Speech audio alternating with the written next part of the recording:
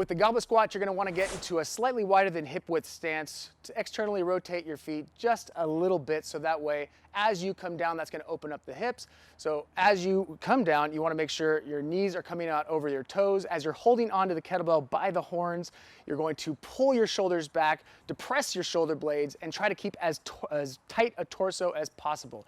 Make sure you keep as long a spine as possible so that you don't flex under the pressure of the weight. So increase that intra-abdominal tension. So if this exercise is too difficult for you, the first thing we're going to want to do is lower the weight. That's going to allow you to go through the mechanics of the movement as safely and with enough tension. If that's not enough, you've already decreased the weight, then we're going to want to decrease the range of motion. Once we decrease the range of motion, then we can slow things down a little bit more. But we want to work our way up to make sure that we have the strength and mobility to go through the full range of motion with the goblet squat.